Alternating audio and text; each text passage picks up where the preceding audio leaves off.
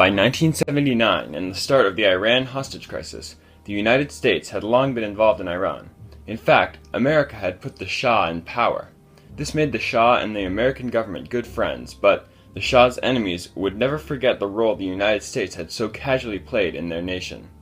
The Shah, once in power, set out to modernize Iran, and in his mind, that meant he also had to westernize it. This alienated and enraged many traditional Iranians. The Shah's and America's reputation was further hurt by Savak. Savak, created in 1957 by the Shah and the CIA working together, would become internationally famous for the brutality, cruelty, and macabre creativity of its torturers. By late 1978, mass protests had erupted against the Shah and westernization. The Shah fled the country on January 16, 1978.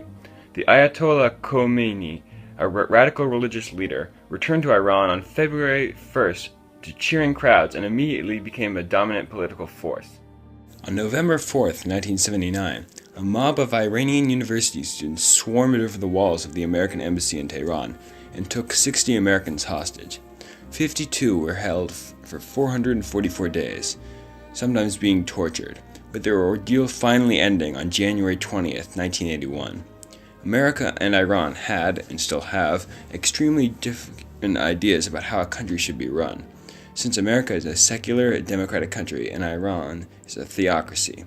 Iranians called America the Great Satan, and America thought Iran was run by crazy fundamentalists. Although the Iran hostage crisis was a terrible situation, both Iran and the United States were able to overcome their direct ideological conflicts and negotiate with each other to come to a peaceful diplomatic compromise, demonstrating that diplomacy is possible even between bitter enemies. Over the course of their 444-day ordeal, the 66 American hostages were frequently tormented both physically and psychologically by their captors. When the embassy fell, the staff and Marines were tied up and blindfolded and led out the front door into the crowd of students. William Galbagos, one of the embassy's Marine Guard, remembers, "The crowd around me were hissing, 'CIA!' It sounded like they were going, 'Sss!'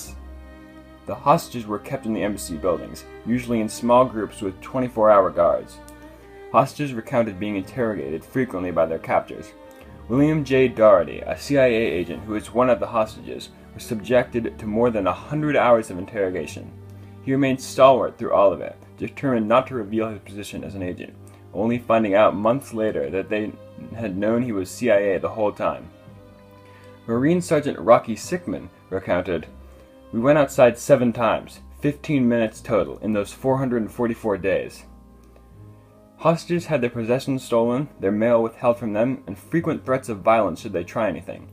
Their captors also taunted them with cruel remarks, telling hostages awful things like that their mother had died or their wife had left them for another man. The prisoners were tied up almost all of the time and were forced to just sit around. After the failed rescue attempt, the hostages were split up and sent to various locations around Iran so that any further rescue attempts would be impossible. Despite these horrible conditions, the Iranians maintained the whole time that the hostages were their honored guests and that they were being treated well." Since the Iran hostage crisis, the US and Iran have continually antagonized each other. For example, the United States broke off diplomatic relations with Iran because of the crisis, and the US imposed sanctions on Iran. This began when President Jimmy Carter froze Iranian assets in American banks during the crisis, though Iran was able to access some of this money again following the Algiers Accords. The U.S. has periodically increased sanctions on Iran since. In some ways, the sanctions and the fact that they date so far back tied our own hands in terms of our ability to further pressure Iran over its nuclear program. After all, America cannot sanction something it has already sanctioned. In 1983, the American embassy in Beirut was bombed by Hezbollah, a group linked to Iran, killing 63 people and 17 Americans. The explosion reduced the embassy to a grotesque avalanche of concrete chunks, pieces of office furniture, and dead bodies. The fact that Iran supports Hezbollah means that Iran carried out those attacks by proxy. This has increased tensions between America and Iran.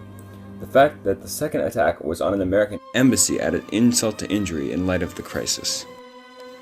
The extremely different beliefs and values of Iran and the United States caused them to have terrible opinions of each other.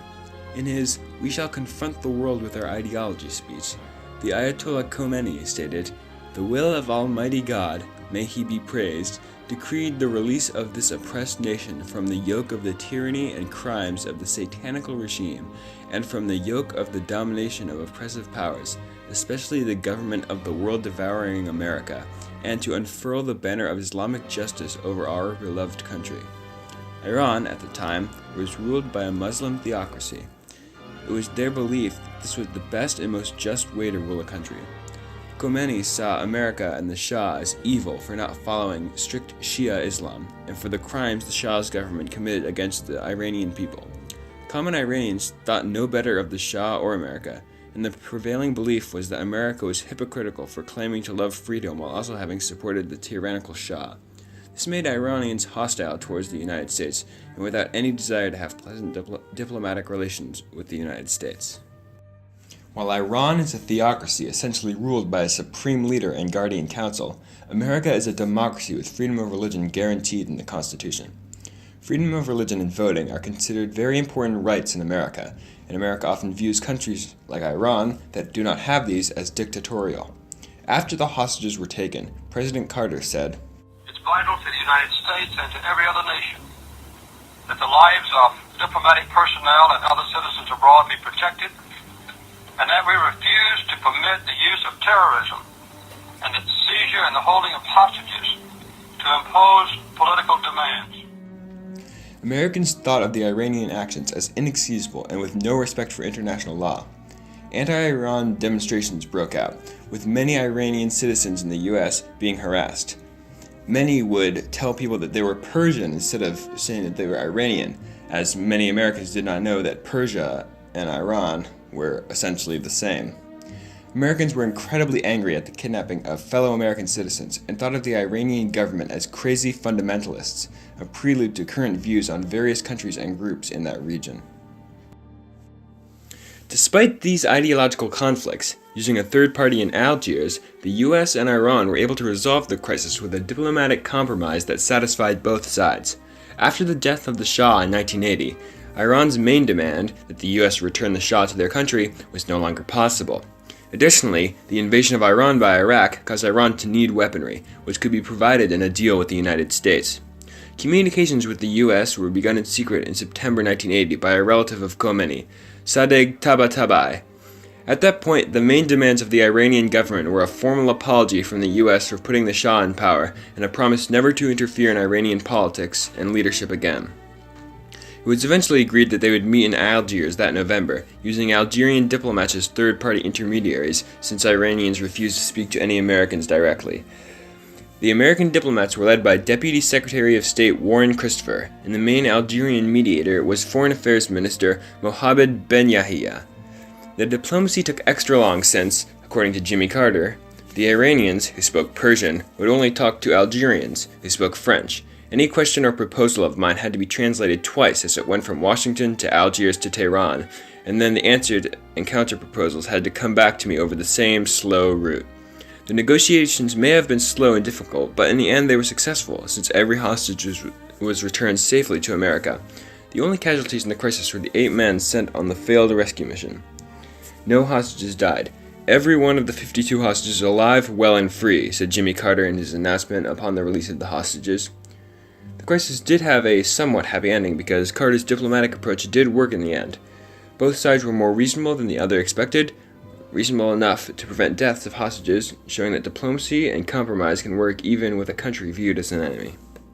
The most important lesson that can be drawn from the Iran hostage crisis is that even when countries are bitter enemies with vastly different beliefs, it is possible for them to negotiate towards a mutual agreement. Both sides were reasonable enough to see that diplomacy would produce the best outcome for the both of them. After the crisis was resolved, the hatred between the two countries did not disappear, with America still viewed as evil by a majority of Iranians, and Iran seen as the enemy by a large part of the U.S. population. I certainly think anti-Iranian sentiment still exists. I think that the resistance against even lifting some of the sanctions and having the Iranian nuclear deal was tainted by the hostage crisis. I think that's still very.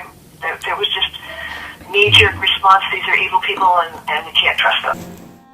The Iran nuclear deal showed that even after decades of despising each other, they could again come peacefully to a deal. This ability to negotiate with enemies is something that is desperately needed today. With North Korea an ever-increasing threat to the United States, the government chooses to threaten fire and fury instead of negotiating. Even as North and South Korea reopen their communication hotline, our leaders jeopardize these vital talks as opposed to simply letting them occur or even supporting them.